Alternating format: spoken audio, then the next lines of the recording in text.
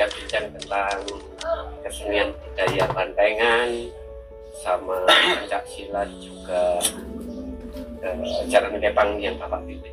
Bapak boleh jelaskan Bapak? Ya, Tentang budaya.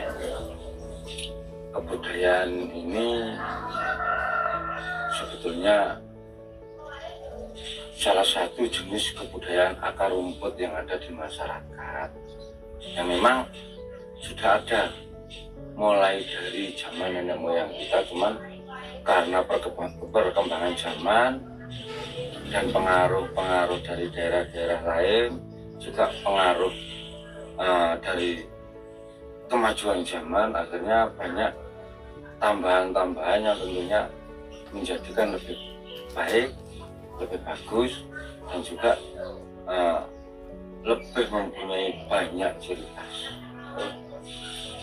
Kalau untuk jaran kepang sendiri, misalnya awalnya sejarah. Jaran kepang itu ada sebelum zaman perwalian. Memang dulu sebelum zaman perwalian, jaran kepang itu sebagai kesenian ritual. Kesenian ritual untuk permohonan, katakan kemarau lama nggak hujan gitu kan, kita mengadakan pertunjukan jaran kepang yang dulu namanya belum jaran kepang, jaran bongkok. Jadi dari bongkoknya kelapa itu. Terus setelah zaman perwalian ini disempurnakan dengan anyaman bambu yang dianyam kepang. Akhirnya dinamakan jaran kepang. Tuh, sebutan istilah kepang itu dari anyaman bambunya. Dan itu sudah sejak zaman perwalian sebagai dakwah dari para wali. Habis itu kalau untuk kesenian Bandengan sendiri, sejarahnya. Kesenian Bandengan sendiri, kalau latar belakang awal itu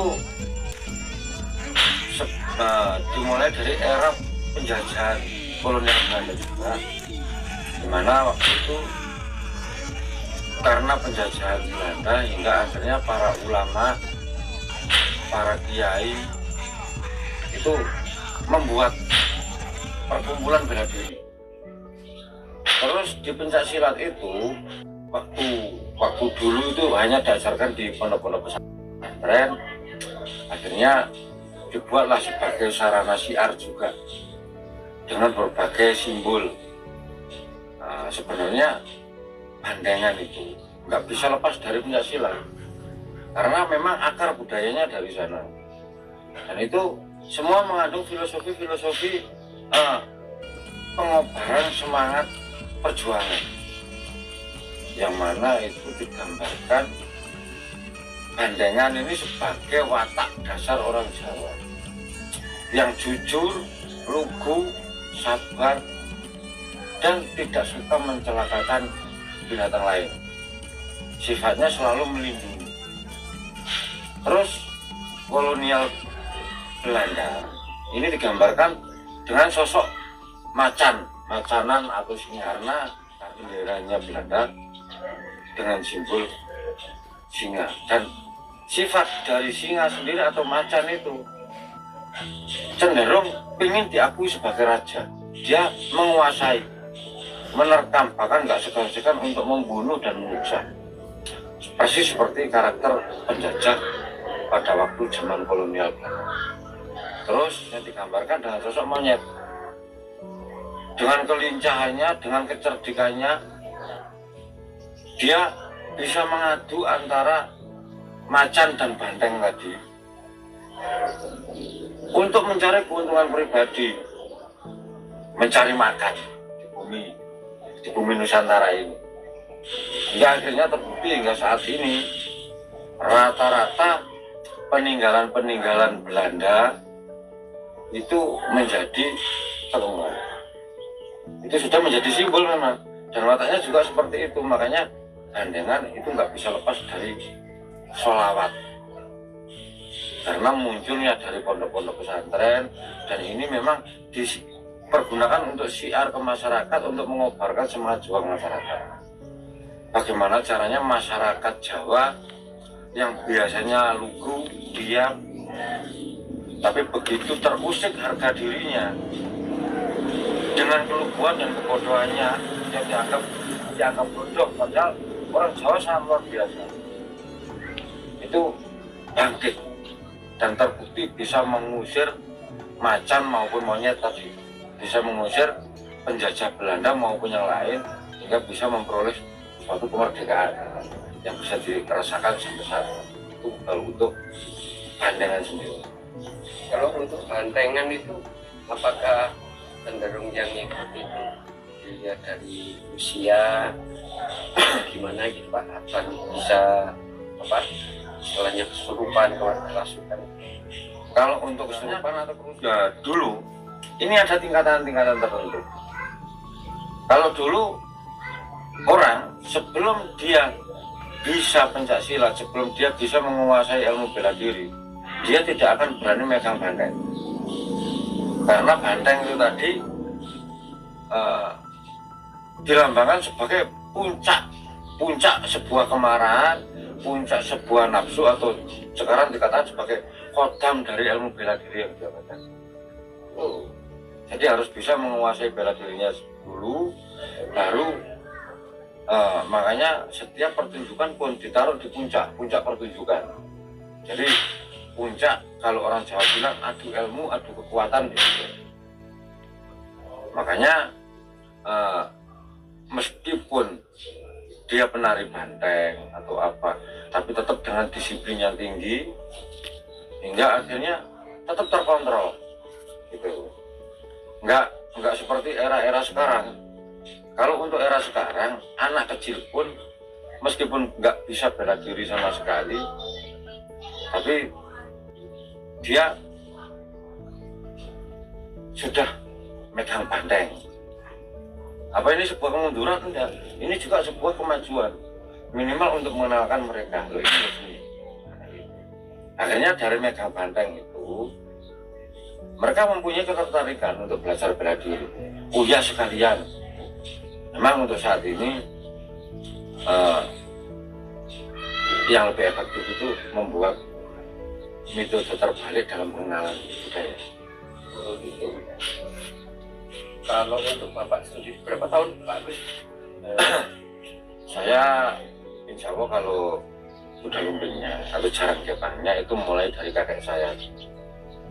Mulai dari kakek saya dulu, terus turun ke bapak saya almarhum, terus mulai tahun 2008 ini saya sudah mulai mengumpulkan anak-anak, berdiri sendiri meneruskan tinggalan dari almarhum kakek juga bapak saya. Jadi panjenengan sering mengadakan pentas gitu Pak ya? Alhamdulillah sering. Bahkan kemarin malam dengan juga Kemarin malam ada undangan pentas di lapangan Arhanud. Kebetulan kemarin itu saya membuat judul dalam tarian kami, membuat judul Garudia Cakti Jumila ing Prahara ing Bumi Pertiwi. Nah, di situ penggabungan kolaborasi antara kuda lumping dan bandengan juga pencaksilat. kalau Bapak sendiri ini kabarnya kan sering membuat kuda lumping, cambuk, bantengan, bahkan keperluan alat-alat ini sering bikin sendiri Pak.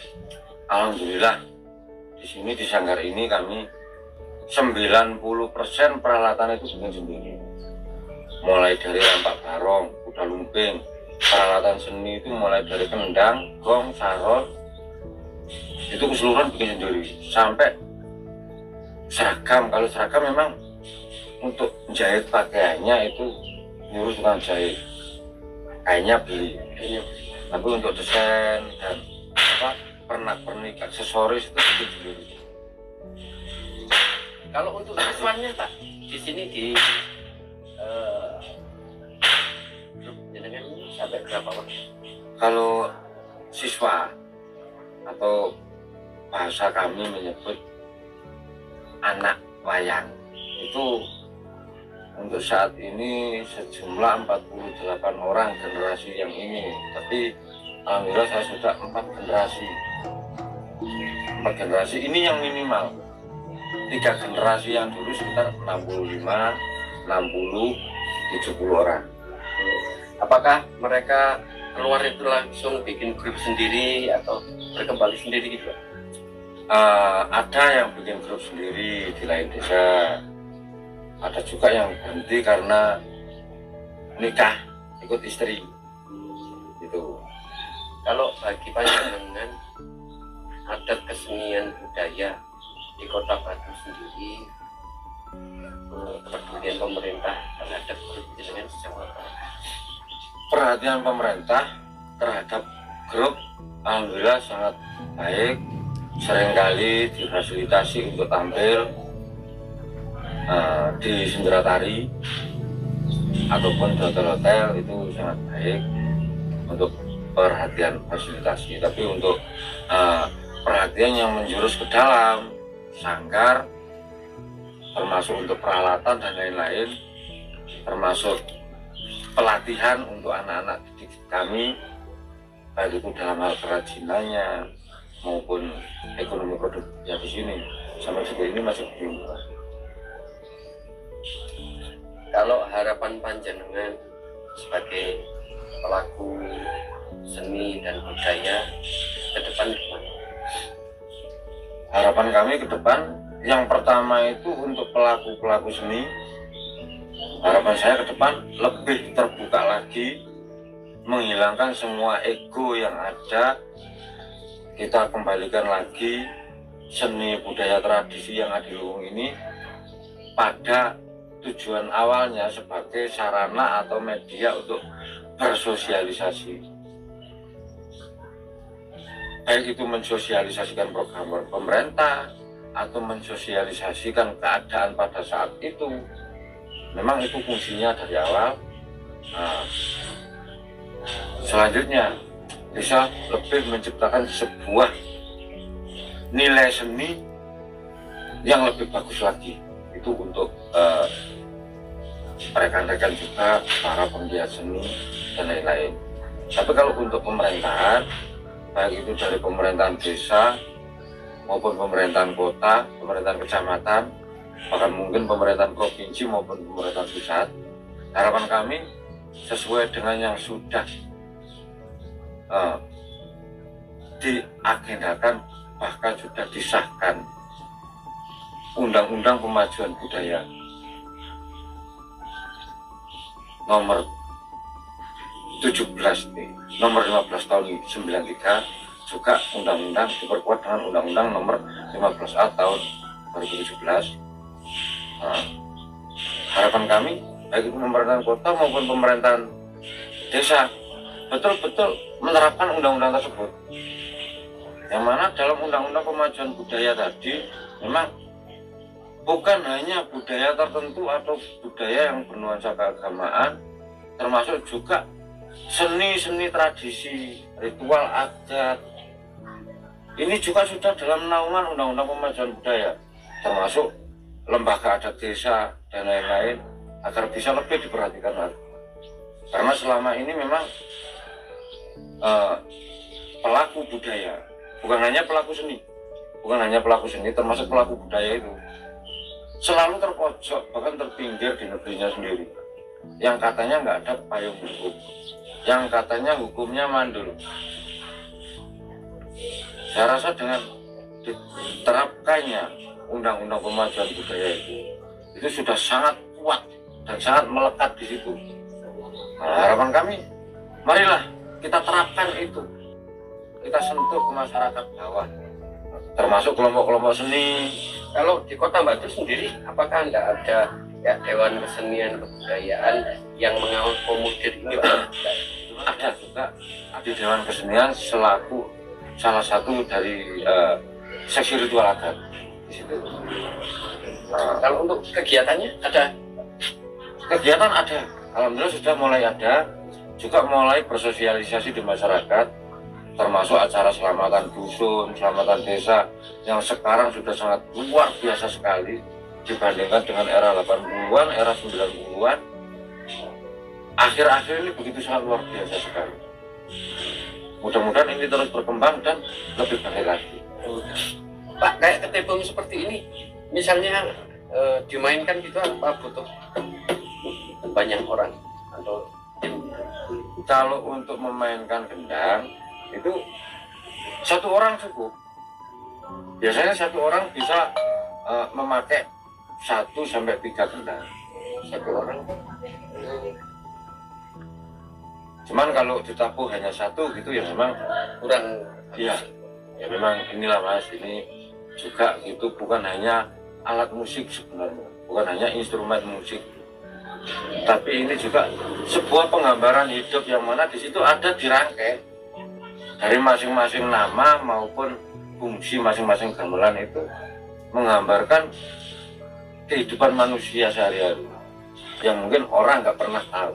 Oh, gitu. Nah, dengarnya juga Pak Agus kalau masalah senjata yang untuk atraksi apa ngirim pedang atau mandu itu bikin sendiri Pak? Alhamdulillah di sini pandai besi juga. Jadi semua untuk alat peraga, berang atau pedang, trisula, celurit itu bikin sendiri semua. Bahkan hasil dari anak-anak belajar bikin itu pemasarannya sudah sampai luar Jawa juga. Dan mereka rata-rata berapa bulan itu Pak bisa seperti itu? Di sini nggak sampai bulanan, meskipun baru ikut. Yang penting dia niat ingin belajar, terus ada bakat di situ. Insya Allah 1 minggu sudah bisa. Bandengan itu Pak, apa mereka harus belajar filosofinya dulu, diajari teori, habis itu mulai boleh pegang apa diajari silat dulu gitu? Makanya tadi saya bilang memang untuk mengenalkan ke kaula muda itu sekarang kalau kita memakai metode lurus nggak bisa, kita memakai metode terbalik tadi. Ya begitu masuk udah langsung, misalkan dia suka main bandengan, ya saya suruh main bandengan, saya ajari main bandengan langsung. Lah masalah filosofi dan lain-lain mengiringi nanti bersamaan sambil memantapkan gerakan tarinya. Kalau untuk kepala bandeng sampai berapa kilo juga? Kepala bandeng itu antara 3 sampai 12 kilo. Ya. Kalau untuk ini Pak, jaran kepang sendiri? Jaran kepang itu juga ada, sebenarnya ada banyak ukuran sih. Cuman kebetulan di sini cuma bikin 3 ukuran. Nah, kalau untuk memainkan jaran kepang itu iringan musiknya tertentu atau gimana? Ya memang ada ciri khasnya sendiri-sendiri. Kalau pencak itu biasanya berkiblat ke jidor, berkiblat ke jidor atau pastram ini. Itu kalau untuk kuda lumping biasanya masing-masing gerakan itu ada jenis musiknya sendiri. Contoh pegon, kunturan, jowan, sur, terus cor, itu ada masing-masing. Sampaan itu ada. Kalau untuk yang ngiringi apa live Pak musiknya dari teman-teman sendiri? Selalu live. Oh selalu live. Selalu live. Berarti mereka juga menguasai musik, menguasai caranya bikin. Di sini masing-masing anak itu harus bisa minimal 3. Harus bisa minimal 3. Apa sih?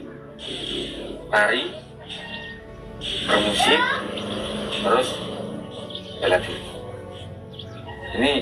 Ini bakunya 3 ini harus bisa. Kalau untuk yang lain ini pengembangan.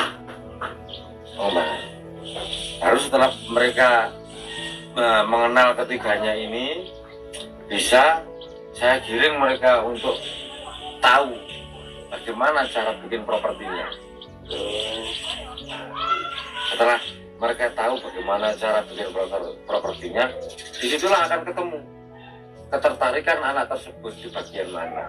Nah, baru saya ajari, katakan, oh anak ini pintar di bagian ngecat, misalkan gitu. Maka saya ajarin ngecat, gambar kuda lumping, gambar rampa, itu saya ajari. Nah, banyak juga yang sudah bisa menerima pesanan di rumahnya sendiri. Sampai mana pesanannya? Pesanan, alhamdulillah, kalau untuk alat-alat seni bisa yang kemarin itu nyampe ke Kalimantan juga. Jadi penggemar juga. Buat dipajang atau memang orang Jawa merantau ke sana? Orang Jawa merantau ke sana, bikin grup di sana. Terus untuk peralatan, kan mereka lihat itu, mereka lihat di Facebook maupun YouTube kami. Akhirnya tertarik, terus WA, ngomong via WA, ketertarikan mereka, terus pesen ABCD atau satu paket gitu. Dia transfer dulu, baru kami bikinkan. Sekarang transfer 20%, kami bikinkan. Nanti begitu barang 50% jadi, maka ditransfer 50% juga. Begitu barang jadi, sudah dikemas, siap kirim, baru mereka transfer ke kedua. Seperti itu. Oh iya. Terima kasih Pak Agus atas waktunya siang ini.